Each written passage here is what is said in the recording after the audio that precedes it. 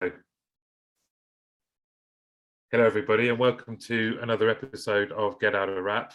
Today, I'm joined by David Holmes, who is the operations director at Cigna, and we allocate normally allocate about an hour's meeting, and we suddenly both just said we better hit record because we've chatted for about 15 minutes, and it was really good stuff, and I should have hit record earlier. But David, thanks very much for coming on. Absolutely brilliant to be here, man. Thanks for having me. And a lovely backdrop as well. We didn't touch on that. Yeah, it's more for show than anything else. I learned a little bit of how to play guitar at 40. My daughter's a massive ukulele fan. She's very talented musically, and they sit there quite a lot. I don't play as often, but if I'm having a tough day, one of them comes off the wall, and I have a brief shot at it, and then it goes back because it doesn't sound brilliant. Right.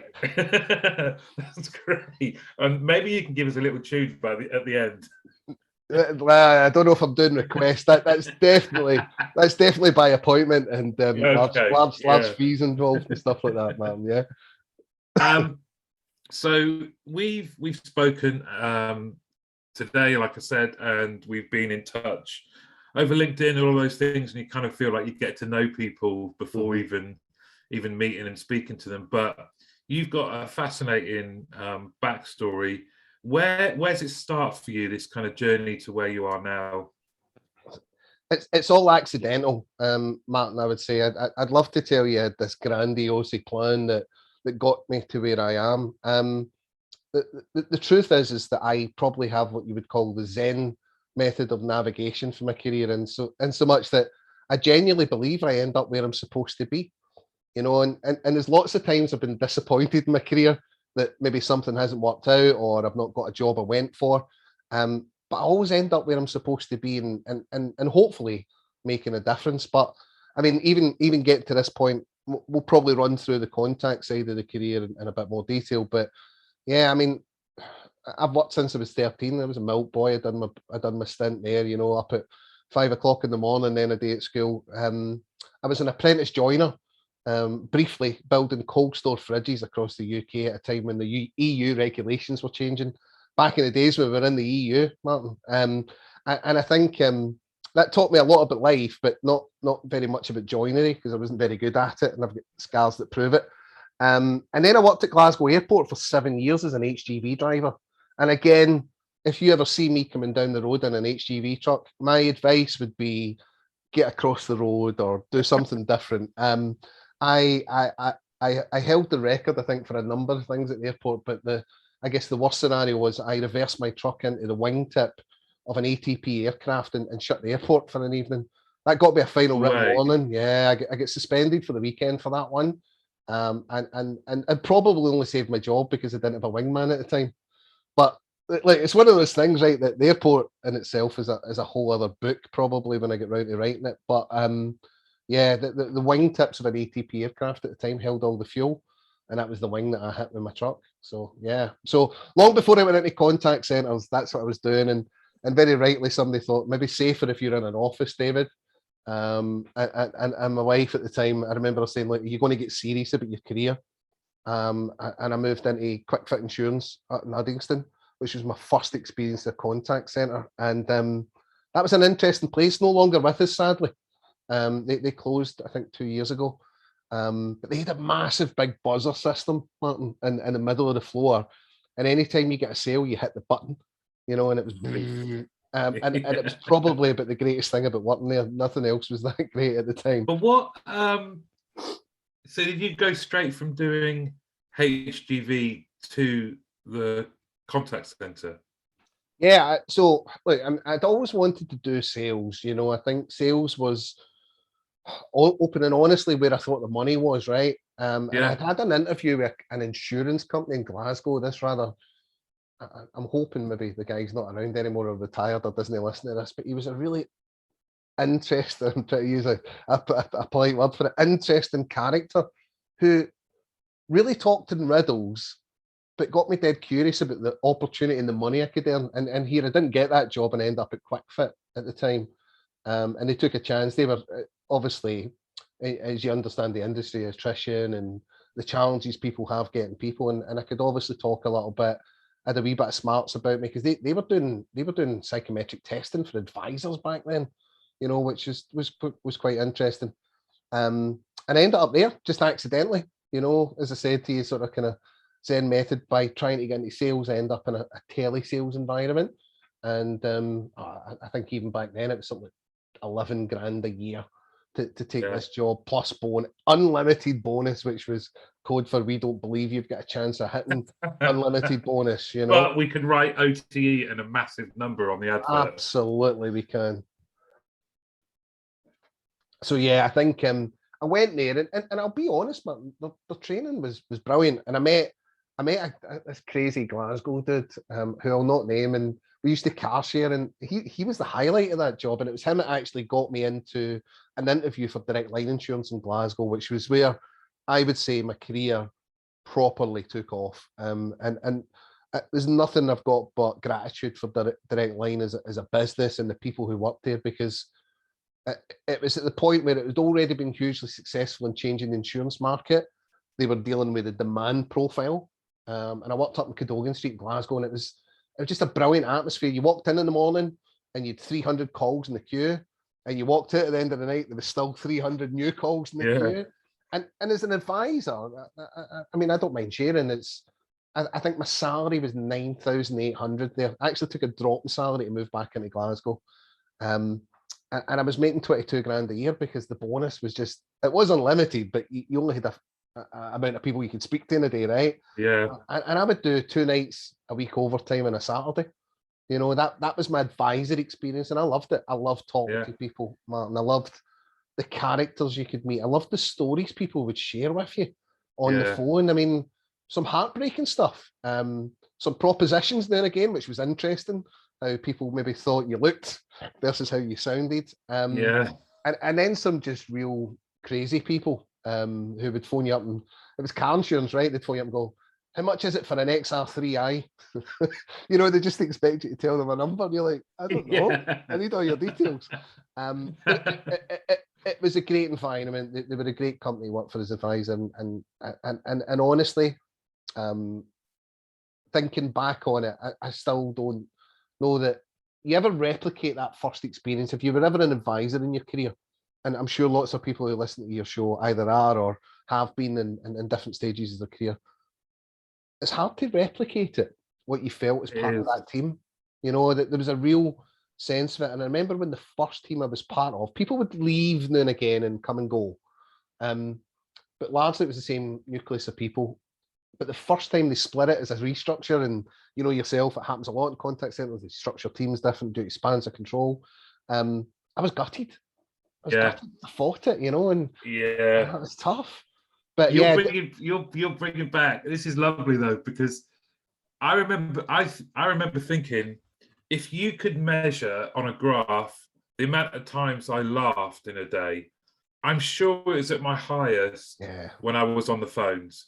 And I can remember things going on. I had a family very young, and that brings with it all its challenges. And I can remember maybe things not being great at home at a certain point, and everyone has that, right? Yep. But being in the car, driving to the call center, and like you, I started in telesales, and it was like 100% bonus. The first one, I moved to another one that was 100% bonus is a tough gig, right? Very, because you were thinking, I can't pay my rent. Totally. It gives you the wrong behaviors. But I can remember driving in, going, worried about the bills or whatever. But then, as I got closer, I thought, I can't wait to hear about so-and-so. Or because every day, not just the customers, but the people around you had a story. Every day, I think, at least once a day, I would be laughing so much that I'd have to put myself in wrap because there's no way I could take a call, because people around you would just made the job brilliant. Yeah. And it's funny because obviously the title of the show is Get Out of Rap, but I remember that being the dialogue you used to have for your team leader, right? Yeah. Gonny, get out of rap. That's the Scottish way of saying it, isn't it? Gonny.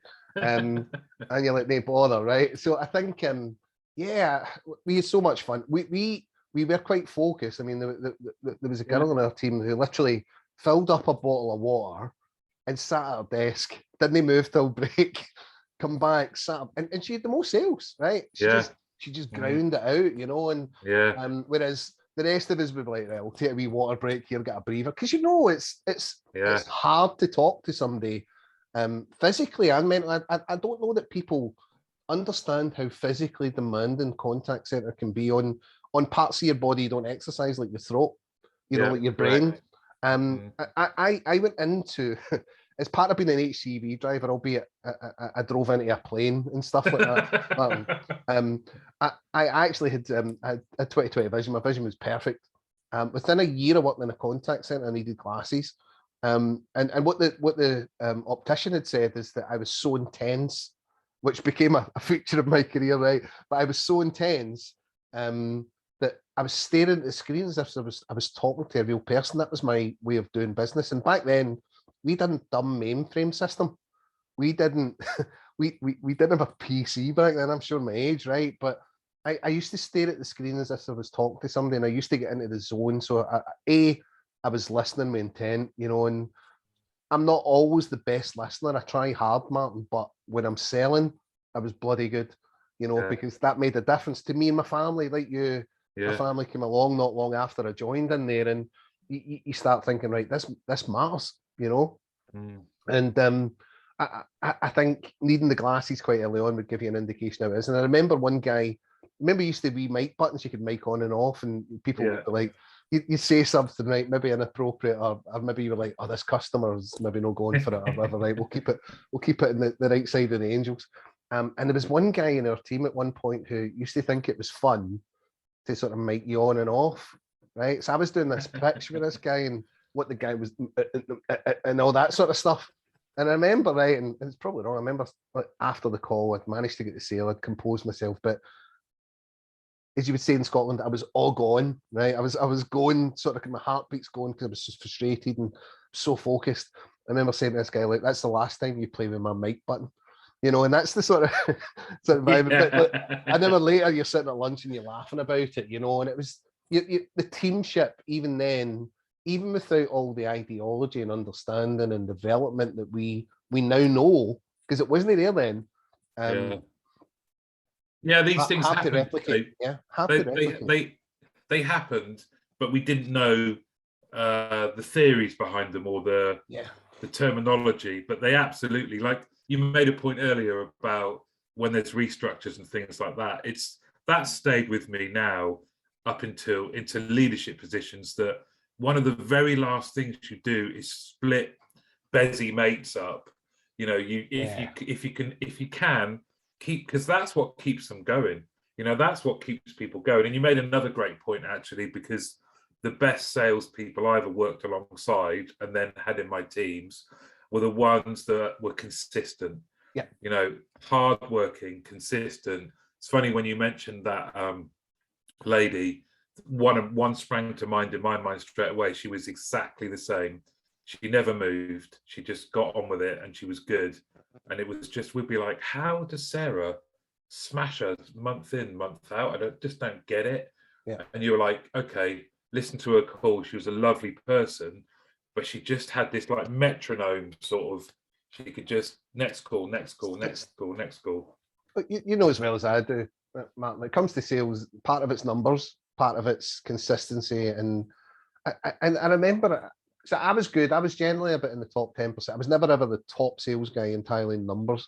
Where I found a sort of kind of a part, and this has stayed with me a long time. I've wrote lots of bonus schemes and involved in lots of sort of stuff, and it's seeing the angles, right? It's seeing what the opportunity is. Exactly. So and it helps you as a leader as well, because a lot of the stuff that people try on in contact centers, you know that you know the angles, right? But one of the things, and I thought it was really innovative at the time, that the Direct Line certainly did, and I hope I don't get any trouble for mentioning it, but they had a really big focus on quality even back then, and kudos to them. So it wasn't just about sales. They were really motivated to make sure you looked after the customer. So they had a qualitative element in the bonus, and it acted as an accelerator. So I would say some people sold more than me, but they didn't necessarily earn more than me. So I really took time on people's names. And in particular, I mean, you can back nearly 25 years, Martin, right? So back then, the diversity and the geography of Britain was different. You know, I used to be able to see a certain postcode come up in the system, and I knew I was going to offer them 120 quid policy, right? I'm almost sitting there ready to say to somebody, go and get your credit or debit card. But even back then, man, you're probably only talking 60% of the population were just starting to get cards. You used to deal with a lot of older people back then who would probably be the age I am now, right? But people who were in their sort of 60s plus, I'm not 60 plus yet, but you know what I mean? Who just steadfastly refused to get a credit or a debit card, you know? So you couldn't sell them a policy. And you'd be frantically asking the supervisor if you could set up 12 monthly direct debits on the first instance, and that's a whole other story. But look, great place. I loved it. I loved the brand as well. They used to have a Scottish guy in their advert as well, which was great for me, seeing somebody you could identify. And he used to have this statement saying, "Am I 18 again?" He was like, "No. Do I need my car insurance?" That sort of stuff. And it was just about getting the right balance, you know. Loved the company, loved it there. And again, I think they were good enough at the time where if you were good, if you showed aptitude and attitude and you were willing, they would give you a chance, right? So you went to being an advisor, they had a test even back then for a senior advisor position. It wasn't somebody just identified you and said, "Oh, you're in." You had to test for it to show you had the knowledge, which I thought was a cool thing. Became a senior advisor, and then a whole series of secondments. So you end up with your first team, and I don't know what it was like for you, Martin. For me, it was you take the team shift that nobody wants. It's not the team, it's the shift. And I'm so glad that I did, because I had a group of 12. Back then, the span was 1 to 12 in that business. And they were all students. And there was 11 girls and one guy in this team. This guy, you know, and he was like a law student, and he was brilliant. He was just dead quiet. He was quite introverted, but come in and just done his job. And he had all these 11 young girls with him just sort of nipping at him. And it just worked. And we worked the Friday 5 till 9 shift, the Saturday all day, and the Monday 5 till 9. And I made one wants that shift. Nobody wanted it, but I loved it, right? Because it also gave you get a bit more freedom. And I'd say that to anybody listening to the call who's aspiring. Don't always knock something back because on the surface it doesn't look great. You know, I've taken jobs that nobody else has wanted before, Martin, or nobody else has seen the potential in. You know, you need to look at something sometimes and say, I can make a difference here. And I remember crushing it with this team. We started winning stuff. They were super enthusiastic. They were all switched on. They were super intelligent. They were smarter than me. You know, these were all degree-led students. And I didn't have a degree, right? I'd left school, went to work. I'd had a big trauma when I was at school. Someone attacked me, nearly killed me, and I'd left school because my head wasn't in a good space. So I think, I know I've just casually flung that in there, right? But the bottom line is I left school, went and worked. And these guys were just brilliant. They were brilliant for me. I got a bit of an education about what they were doing, and they come in and they worked hard, right? And they've done a great job. And because of that, then people go, what's he doing with that team? Wonder if we gave him one of the bigger teams, or if we get him involved in that. And the next sort of 3 or 4 years, I was next 2 or 3 years, I was seconded. I'd done different teams. I worked in different departments. And then they gave me what they called a champion role. And you hear these sort of terminologies bounced about contact centers. I don't know that I always agree with them, but at the time it felt brilliant. And I was the HR24 champion, which was a new product they launched at the time, which was emergency home cover, a bit like breakdown cover. Now that's quite common now, but at the time it just wasn't. And it was just a great opportunity to do something different. You're like writing little bits of script, you're working with different teams, you're having to facilitate, which you've never done before, and it's there. And I had all that in Direct Line, and just there's a couple of other things I pull out. One, it was my introduction to the fun you can have in a call center, because I remember we had a talent contest day back when I don't even know, it was Pop Idol just out there, probably. That's how far back we're going. And I remember making the band. I made it into the band, Martin, you know, and I was like, yeah, dancer. And then they're like, yeah, we're going to get you to sing in a canteen in front of 800 people over 2 sessions.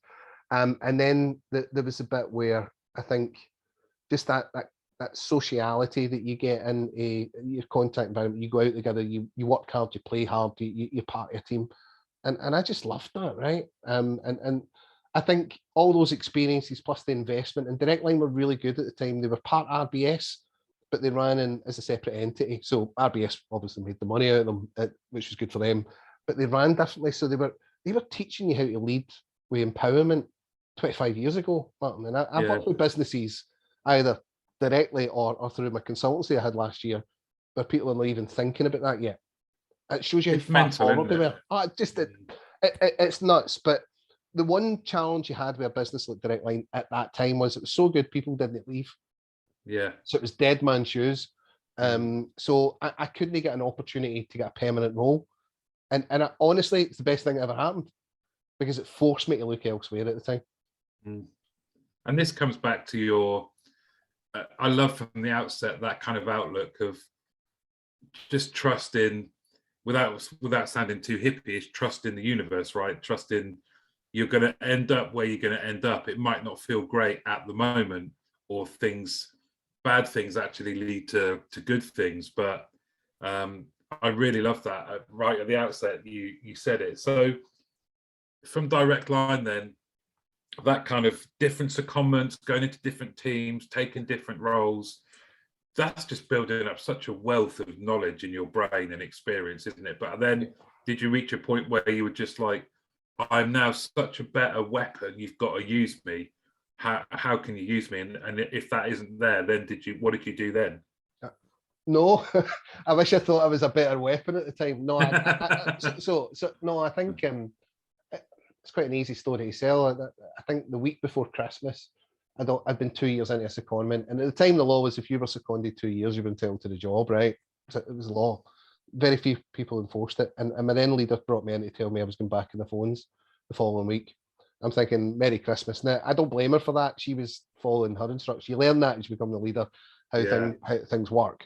And then the following week, they brought me in and said, actually, we've managed to do something. So they're obviously trying hard for me, right? And you're not going to have to. But that made my mind up, saying I have to move. There's not going to be any jobs here for me. And unfortunately, because Direct Line was part of the wider RBS group at the time, you could look on the internal system, and I applied for a branch manager's job. I also got offered a team leader's job in one of the mortgage centres, but I would have earned less money than I did as an advisor. So clearly wasn't going to do that, right? And that was because I was a high performing advisor, etc., etc. Yeah. So long story short, I jumped into the big bad mechanism. It was RBS, and I took the branch manager job on, and that was a face-to-face job. It was a big learning curve. Counting up cash, you can't leave at the end of the night unless you balance.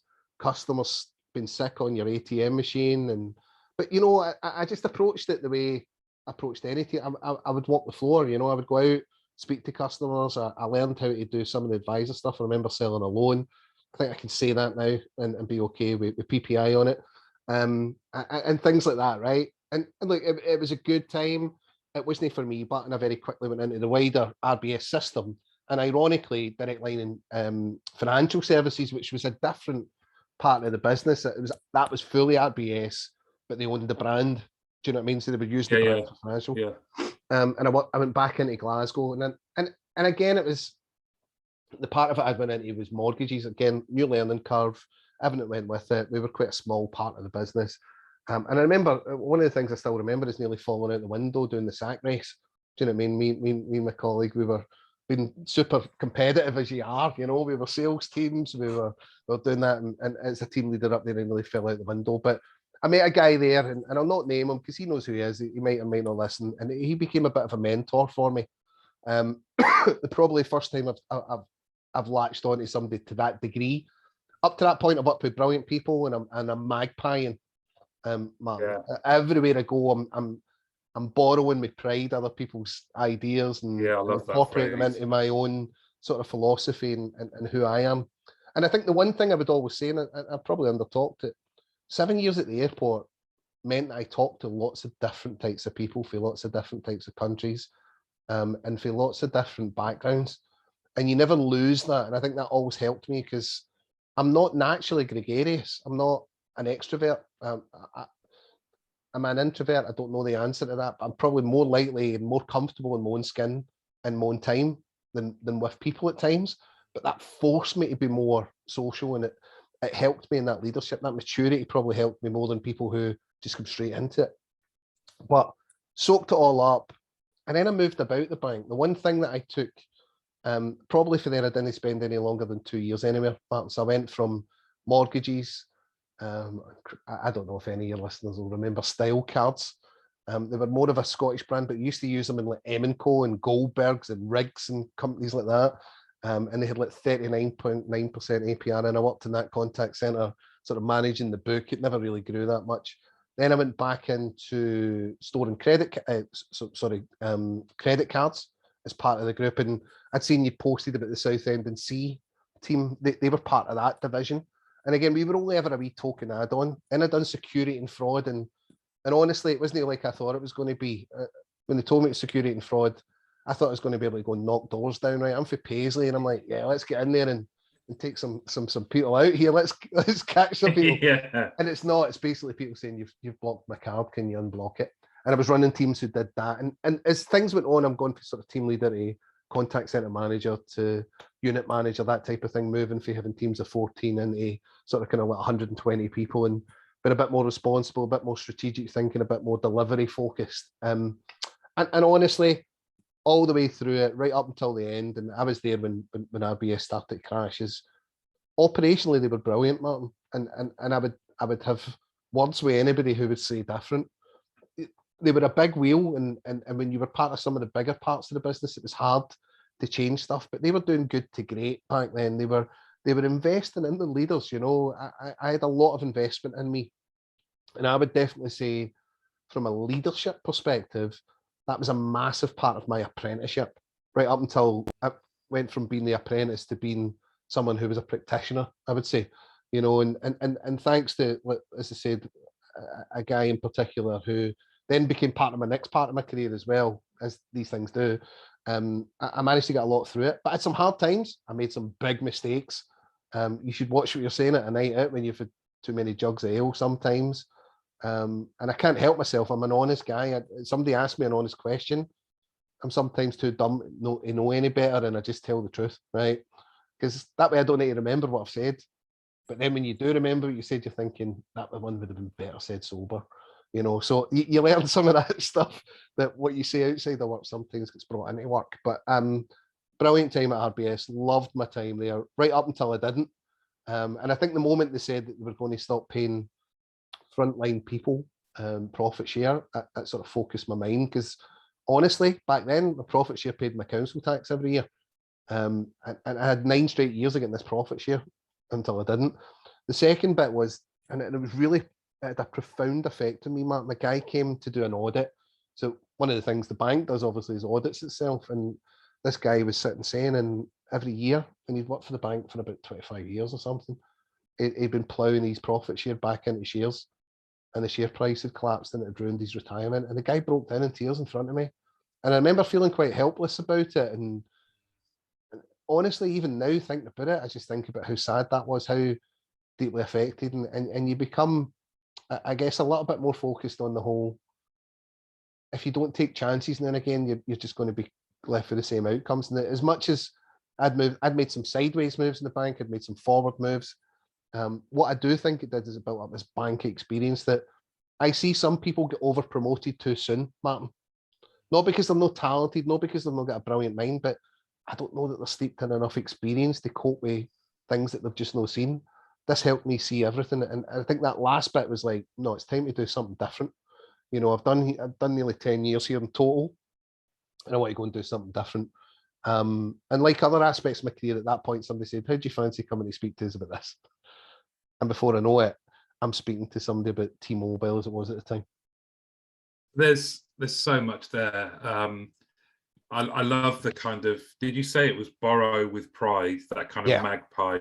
Because I think that's something absolutely I've done, and a lot of people, a lot of guests have said it's okay to take from people you've worked with or people you see and go, I'm going to use that. That's brilliant.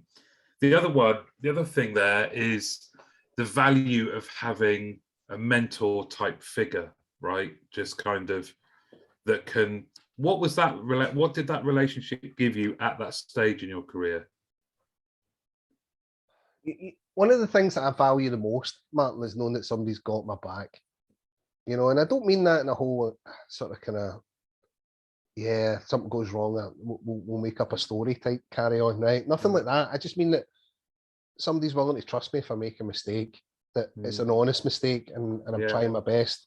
That somebody's willing to stand up for me when somebody else is having a pop at me. I remember, I'll share this, right? I don't know if the person who said this to me will remember. I remember going and meeting my boss's boss, right? So the guy that was a bit my mentor was my boss, right? So he often picked me up as well, often, because we were a one-car family at the time, and it meant that car was available. That's a massive thing to me. Forget the work. That's just somebody giving their time and space to help me. And I think I appreciate more than I did at the time. It was just something I took for granted probably at the time. I don't now. But I remember one time I met his boss, and it was a career chat type thing. And this guy sat in an office back then, and I couldn't tell you that I sit in an office now, unless I need a bit of space. A guy had his own office and blah, blah, blah. And he's like, right, okay, where do you want to be in 5 years? That kind of carry on. Right. And I'm sitting there thinking, I'm petrified sitting in this office next to you. I don't know you. You hardly speak to me. You're a wee bit condescending when you're in the team environment. And I'm in here trying to explain to you how I feel. And the truth is, I don't bloody know. I need you to help me. Right? And he's like, what do you want? And then he comes at me, well, what do you want to earn by such and such a time? And honestly, Martin, I didn't know the answer to that. So I spotted it 35 grand at the time. And I think I was probably making about 22 or 23 at the time. So 35 grand felt like an unattainable amount of money to me at the time. And obviously as I moved through that point of time to when I left at the bank, it did change, but no through design, probably through accident. A lot of my career progression has been how much money can I earn. But at that time, that was such an intimidating experience. I remember speaking to this guy about it. He went, just don't mind him. He's a tool. And that's not the word they use, but I'm clean. No, I love that word. Well, that's not the word he used, but and I just think those things meant more to me than necessarily the skills. I think a lot of what I've picked up is observational. I don't think you can really prepare yourself for what it's like, even in a boardroom, right? When I was at Sky, and we can talk a wee bit about that, but going in there and sitting in a boardroom for the execs and for the first time and thinking, wow, this is quite an intimidating environment. And how do you deal with it? And you're dealing with people with razor sharp minds and agendas and egos and all that sort of stuff. I'm not worried about that. I'm worried about somebody saying, I've got you, and that guy had me, for a long time, and I'll be forever appreciative of it. And it just gave me the confidence to go and do other things, When you have become not that guy and his behaviors, right, but when you have become the senior person, the most senior person that some people have are going to meet in your organizations that you've worked in since that point, how do you conduct yourself? What's important for you to share with them? I think be as honest as you can to the degree that you can, right? So clearly, if you're working in a business that's volatile and is under a bit of pressure at times, you need to be really considered about what you share, Martin, and how you share that. But I've got a couple of red lines. I don't tell people lies. It just does my head in when people. I've sat in rooms where I've heard senior leaders just talking garbage, and it frustrates me. I think it's important to be there. So, for example, for my team, if they say that I need you, I'll be there. I've worked with people who've texted me at the weekends, and maybe you shouldn't do that or late at night. And there's people I worked with in the team, I could tell if they had a couple of shandies or whatever, with the time of the text. But I think it's about being yourself and showing yourself up there, but being open with your team to say, like, I make mistakes all the time, share them. Acknowledge when you're wrong. I mean, I remember, I think particularly when I worked at Sky Retail, and I'm jumping ahead, but I had to learn that job. I was a contact guy doing retail. And I went out in the front line, I went in the middle of the team leaders, and I just went and absorbed it and experienced it and learned from it and shared the fact I was learning. You've got to try and be yourself. I don't aspire to be the next Elon Musk. I don't want to run the world. I want to do the best job that I can for the job that I'm in. And I want people to do well. It's important to me that people develop and get what they need from it. And particularly when I've run sort of kind of teams of 7 or 8 or 9, it's difficult to be everywhere for everybody at all times. But when people did have me, they would get my attention, and it would be up to them to dictate it. It's all different things to different people at times, Martin. But don't tell people lies. Be there for them and genuinely care. Look, I'm fortunate that I've worked with great people, and I've been really fortunate that some people have recruited brilliant people for me before I've walked into a job. I think even when I walked into the first Sky contact centre in particular, there was brilliant people already in there. A good friend of mine, David Toner, who recruited most of them and has become a really good friend of mine now, had done most of the work. And that guy showed so much humility and gratitude for. He fancied a go at that job that I went in to do, but he just got on board really quickly, and he was just a great advocate and great team. And I only had to recruit one person to make that team even better, and that was such a privilege. Whereas when I had Sky Retail, I recruited all my regional managers, so if any of that didn't work, that was on me. But it also helped you pick a whole group of different thinkers. And one of the things I really value, and I got this again from a mentor, because at first I didn't get it, is diversity is not just about backgrounds and ethnicity and all that sort of stuff. It's about people who think different, Yeah. and Yeah.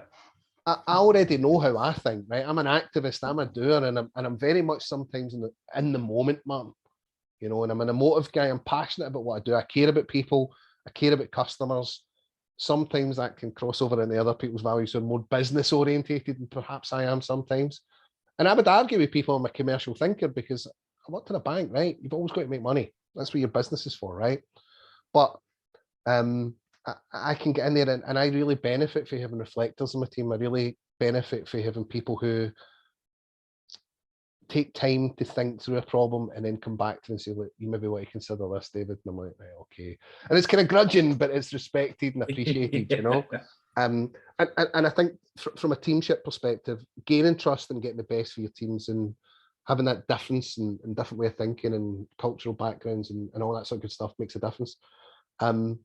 I think it's been hard for me at times, Martin, to find space in rooms because in my head, because of the background, because I think in a lot of businesses, they look at the operation the wrong way, right? So, and I'm sure it's the same for you, right? Because England and Scotland are not that different.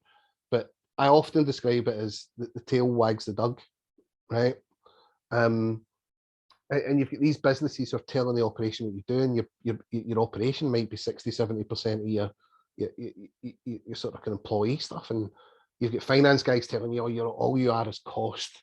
Like, we're the reason you survive, man, right? Yeah. We're the reason the customers come back. We're the reason that we improve retention rates. We're the reason your service levels are so good, and people forget, and my view is that the best businesses, the very best businesses, truly understand the impact of their contact centers or their operations or their people on the front line brilliantly, and almost do that reverse pyramid, Martin, where they're gaining all their ideas for the bottom up. And I think, just to go back to the initial question, because I went on a tangent, I would hope that people would say about me, because I think it's what people say about you versus what you say about yourself, right? I think they would say that I always listened and I always adopted and cared about people for every level. And I don't think it ever left me, having done the first jobs, those sales jobs, and going in and learning the business that way, as opposed to coming in at a middle management job. It's never left me. I always care about it. Yeah. To the point where I'm working out, what do I think people are going to earn each month? Is that fair? Is that equitable?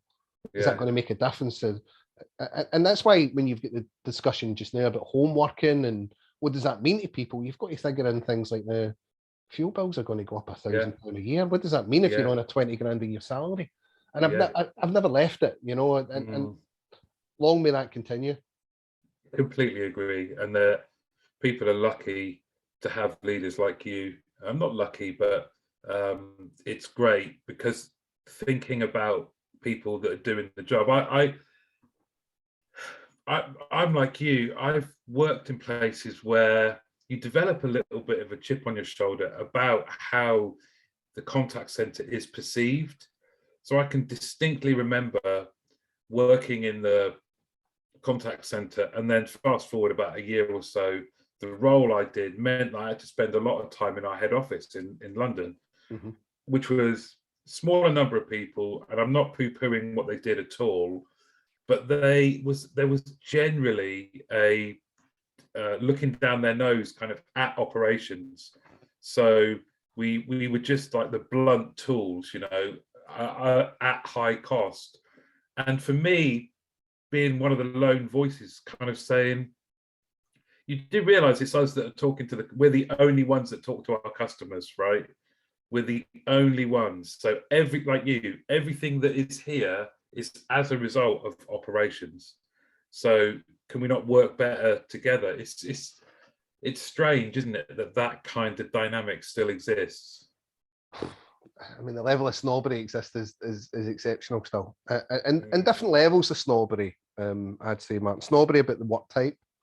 And here's the thing for me is I will never ever disrespect the job that people do frontline. And actually, for a long time, and right up, I've not done it in this job yet because on board and virtually, and that's a different experience. But when I worked the last job I had, and even when I done Sky retention in the contact center, I used to go and pitch for the guys at retail. I used to get the uniform on and go and pitch. Now I couldn't use the iPad, right? So if I got a sale, the guys had to process it, right? And I would speak to customers, say, I'm the director, talk to me, what's it like? And occasionally, and like, there's no hiding ground when you're in the middle of a shopping centre and somebody comes up to you and goes, your brand shit, and they want to have a go at you, and you're defending it. And look, I've not really talked about it, but I worked for the Direct Line. You can hear my love for the group, and I loved RBS. I had 6 brilliant years at EE. It was T-Mobile EE. I've met brilliant people. I get exposed to stuff that I was part of the team that brought 4G to the UK. I'll be forever grateful for that. I think Olaf Swanty had one of the most simplest, powerful, strategic messages I've ever heard in best service, best network. And see, when he put best customer service at the heart of that strategy, everybody paid attention. And very few companies do it to that degree that he did. And he was very innovative to the point where BT bought it and have kept it. There's a reason a lot of people, I think, that for the legacy EE team are now in senior positions in BT. Brilliant company, loved my time there. I loved the guys down in Greenock so much that I've ended up back down in Greenock as part of Cigna, albeit I've got teams across the world now. But I think that bit about when you come up in meetings, there's a snobbery about the work in the sense that it's a cost, we need to do it. It's compulsory, we can't do it. And look, working for a couple of brands, right? I'm not going to mention which ones of the ones, everybody can see my career, they can make their own mind up, right? And you're sitting in rooms and people are talking about this, that, and the next thing, and they're thinking, you've lost the point here. What is it's going to convince somebody to part with £100 a month for your product? You just think because it looks glossy, you've got the best marketing campaign, or you don't know about wee Joe who's had his wife in his ear to cancel his subscription, let's say, on a Sunday, having to phone in on a Monday to do it, and you've got some guy in Glasgow answering the phone trying to save that business, right? You don't understand the concept of that because you don't live in that world. You don't live in a world where £100 a month means anything to you. And the reason you don't live in it is because all these customers support you. And it's making that connection, and people don't. And then what you can get, particularly in big businesses, and I've worked in big businesses. I didn't talk about the time I worked in utilities, but it was only a 300 type business, which is slightly different. But in big businesses, when you've got these big departments that don't touch customers or spend time with customers, they don't get it. And that's not their fault. Our job as customer professionals is to bring that message to them, and you need to and passionately educate people about what customers want. What customers want is simple service. Greg's are brilliant at it, right? So stepping back, you walk into Greg's, they're like, what do you want? Right? and they know what they're going to ask you, right? And the fact that we can't do that in contact centers is it's frustrating at times for the guys that lead them. I mean, I think a lot of businesses, and I see some people talking about CX practitioners, right? And I often think, what's a CX practitioner? But you see these journey lines and process maps and all the rest of it, and it doesn't need to be that complicated for me, Martin. Your customers tell you what you want. I've worked with marketing teams, like we've done this sample survey, and I don't know why I'm putting on a voice, but we've done this sample survey, and customers tell us this, and I'm like, you've spoke to 100 people at 11 million. Let me tell you what customers are telling me, because I'm listening and I'm talking to them. I'm out there speaking to them. That's not what they want. And trying to win the arguments is really difficult, Martin. But what I would say as part of your authenticity is if you believe in it, have the arguments. Go fight for what you think you believe in. And I've won some of them and I've lost some of them, and I've worked with people, and you talk about your career, and look, I hope I'm the type of leader that I've had the the opportunity to work with, i.e. they've taught me loads and want me to give back. I hope I'm the type of leader that, for the most part, tries to get it right and is not selfish and not try to drive my own agenda. But we're human. Sometimes you drive your own objective, you know, and I've done that.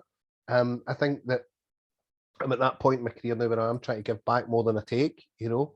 And it's important to me that people feel that they've got a transparency and honesty in there. And I've worked in rooms where the people around about me don't think like that, you know, either operationally or in other teams. That doesn't make them bad people. You know, they probably go home. Their mum probably still loves them, Martin, right? I think that they've got their own motives. It's been a natural value crossover with me at times when people have promoted their ideas and philosophies at a sense of in what they're trying to achieve for what it makes them look like. I don't really care about what things make me look like anymore. I mean, I'll be professional, I'll do a good job. I understand operations really well. I can make a difference. I tend to operate in a space now where I go in, I sort of fix stuff. I try to change the culture a bit more. I try to make it easier and simpler for customers and for people, or for people and customers. And then the business comes. It's that whole 1 + 2 = 3 type philosophy. But that's hard because you've got to navigate all these other sectors and all these other segments in large corporate. And when I took my consultancy last year, and when I left Sky, and I left under my own volition in a way that was, and I have to thank Sky for this, Martin. They really looked after us. Post-COVID, they said to everybody director level above, and look, we understand this has been tough. This has took a lot out of people, and what do you want to do? And for me at the time, opening and closing retail 2 or 3 times was enough. I closed 30 stores and I didn't want to do it again, you know, and that hurt me. That hurt me to lose those jobs when, if I'm really honest, I think we could have looked at the world differently. I'm trying to be really cagey. I'm just thinking about what does my NDA saying? It doesn't say. Well, we'll see how many of them listen to it and see if I have to answer a question. But I think they looked after me a lot, and I have to say that Sky was an amazing company to be part of, but a really demanding and challenging company. That's why it is where it is, you know. What I would hope is that if you spoke to any of those guys in Glasgow that I worked with, or any of those guys in retail, they'd say, look, this guy gave a damn about us. He tried really hard to make it simple. He actually really cared about customers. He cared about the experience that they got. And I hope they got that. But they looked after me to the point where I was like, I'm drifting last year. I'm like, what do I want to do? And I set up my own business, Ex Animo, which is one of the few Latin expressions I understand, which is from the heart, which is kind of what you get from me. And that's what led me to Cigna. I'd done a talk on, almost seems a bit oblique to say it this way, but inspirational leadership, right? And I was talking to these guys, and it led to other conversations. Well, what are you up to at the moment? And I remember they were saying about what they were doing, and I met the CEO who I work for, and I was just really impressed by her in terms of her values. That's what sort of gets me there, and what they wanted to achieve, and what I felt I could add to that. And I remember thinking at the time, to do that, you need skin in the game, so you don't join as a consultant. And no disrespect, I'm sure lots of consultants on here and lots have heard that, but consultancy sometimes is short term to medium, isn't it? Otherwise, and I don't mean it disrespectfully, there's a lot of good people do it. I didn't ever want to be the type of consultant that went in somewhere for 5 years and picked up just a higher wage. I want to go in and make an impact. That was my idea, you know. I agree. And that's why I end up in Cigna. But, you know, I think brilliant companies, brilliant people, the talent that's in customer operations is extraordinary. The people, I mean, see, even if I think about back to Direct Line 20 odd years ago, see the amount of people that are entrepreneurs now, they've got their own businesses, far richer and better off than I am, or just had these extraordinary careers where they're all leading big centres of directors themselves. And the people that I've met along, some of the guys that I met at Sky as well were just extraordinary, you know. The team the business team I was part of EE, we were a real team. See the leaders in it. I mean, honestly, the scrapes we get into and away nights and stuff. Paul, who I worked with there as well. I mean, we used to rock up at these corporate events, and honestly, that boy, he got me into some scrapes, you know. But it's part of it. It needs to be the payoff, isn't it? When you're making a difference, you need to get something back somewhere. And for me, it was the camaraderie, it was the friendships, it was the relationships, and I worked really hard in the last sort of year or so to re-establish some of them, Martin. They drifted a wee bit. I became too focused on work and less focused on the people around about it. And I think when I took that break, it helped me realign my thinking on that and getting the balance. And my boss at the moment is really, really good at saying, like, the weekend's yours, after a certain time of night. If you need to work, fine, but I'm not advocating it, and I'm not going to do it. So this is where you should be. And it's really helped me reset and get back in touch with so many people. So again, you learn loads and loads and loads of stuff. The people that I've had the privilege to meet, the people, Sky spent a lot of money on really high end sort of kind of trainers and courses, which was cool. Not always executed well, but it was cool. And I'm really privileged to have had these things. I would never have had them without that contact centre career. And that's before you talk about the life it's gave my family. I'm really grateful for it. And hopefully even just be sharing, people go, I can have a career. And I would say to people, you can have a career. Always say yes. Yeah. I mean, people go, do you fancy doing this? Yes. Yeah. I think I only said no to something once and ended up, I changed my mind, and then they didn't want to do it for me. And then they changed their mind and then they wanted to give it to me. And I said yes the second time round. But I think one of the things I've learned in context is just say yes. Because people are asking you for a reason. I got the same message a good few years ago, and I actually tried it at home, and I've never looked back. So if you're that kind of saying yes, right? If your kids say, "Can we go and play this?" and you've set your evening up, or you've come home from work and you're knackered, and you're thinking, "Oh, I'm going to do this. I'm going to watch a bit of telly or whatever," and one of the kids goes, "Oh, can we do this?" If you've changed your mind, if you've said from now on, I'm just going to say yes to stuff, say yes, and then you do it. It takes the decision made. It takes the process out that makes you turn that request automatically into a no. And I would say it's absolutely helped my career, but my home life as well. That kind of just say yes, see what happens. It's been a privilege to talk to you. There's so much stuff to take out there. I love the thing about making a conscious decision to employ people that don't think the same as you, because I think it's very easy and comfortable to do the opposite, to go, I don't like this person in the interview because they don't feel like my type of person, rather than going, well, you know what, we're going to be better if we've got different thinkers. And what was the Latin phrase? So my company was called Ex Animo. It doesn't sound great when you're Scottish and you've got the COVID in your system, but it means from the heart, EXANIMO. So it sounds like you're saying ex animal, right? And I had to explain it. And I worked with an Indian ed tech company, and none of the guys understood the reference, because obviously my accent's strong as well, Martin. But just on it, and I do want to make the point is, particularly for leaders listening. And you do a lot of great stuff for team leaders, and I do think that's our most important audience as leaders at large businesses. I remember this girl come in, and I'm just going to name her. So Jen come in when I was recruiting for the retail regional manager, and they had one slot left, and she came in and she opened up a slide deck that started with Wonder Woman, and then she just began to explain to me why I should recruit her, and I just thought, yeah, you're right. I don't have anybody like you. You're just different. And she openly challenged me and stuff. I remember she said something to me at a meeting, and I just burst out. It was quite cheeky, right? And I just burst out laughing, and I thought, that's brilliant, and I think you've got to be able to embrace it. And I see a lot of leaders just now, Martin, and I learned this for a few people, so it's not mine, and I stole it with pride or borrowed it with pride, whatever way you want to call it. We all have lots of reasons not to give people a job. My role and responsibility as a leader is to find reasons to give the right talent a job. I could sit here and score anybody a certain way with my bias.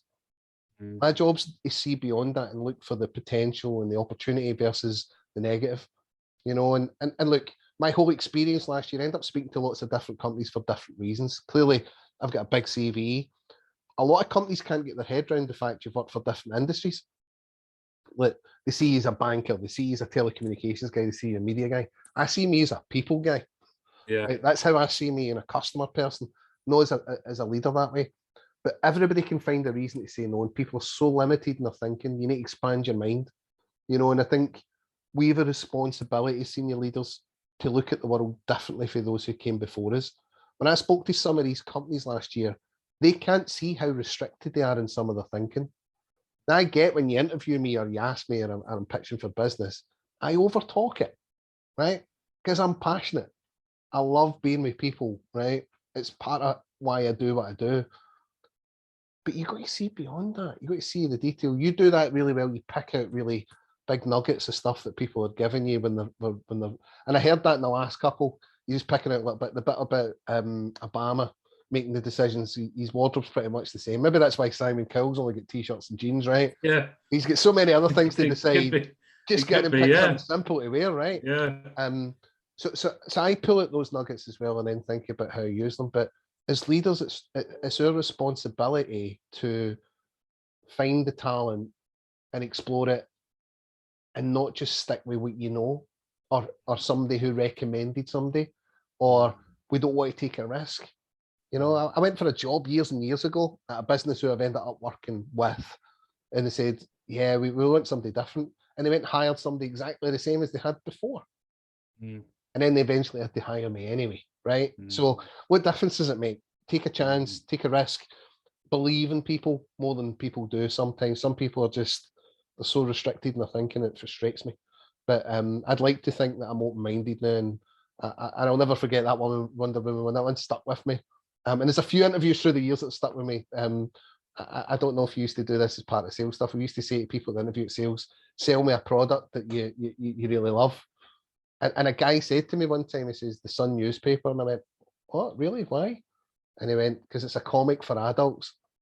And I just thought, you're in, you know, lose the fit. But kidding aside, I mean, look, there is a big thing for me about giving people a chance and developing people and supporting people. And even if you don't see them in your team, help them understand why they're not there and what you can do to work with them, and give them that relative support and feedback so that they can improve and be better. I know from just this time spent talking to you that when you share with people, if you come across as very honest, engaged, like you say, you kind of your heart's in it. That honesty shared with people is going to be massive for them in their career. And we haven't really even touched on some of the things we thought we might talk about. So I do say this too often, and I am genuine, but definitely we're going to have to do another one just to go through some of the points that you raised. But David, it's been an absolute privilege. I get in a small way, but an hour's worth of what it must be like to have worked with you throughout your career, and it's genuinely been a privilege. Thank you very much. All mine, Martin. And listen, keep up the great work. One of the reasons that I first became aware of your work is you share the job updates each week, and that's why I share it now. It's just like somebody somewhere must see this stuff. We both must know about 4 million recruiters between us. There seems to be more recruiters than contact centers at times, but I would hope that these people get a chance. Brilliant people sometimes just end up in the market, you know. Yeah, completely. And we've got a responsibility to do what we can and pay it forward for everybody who did it for us. So well done, and thank you. And look, you ever want me again, I can fill an hour easily at any given time, right? About any given subject. So like, good luck with it, and thank you for having me on. I really appreciate it. Thanks. Well, let's sort out when I'll hit stop record, and then we'll sort out the next one. Sure. But Brilliant. David, thanks very much. Thank you.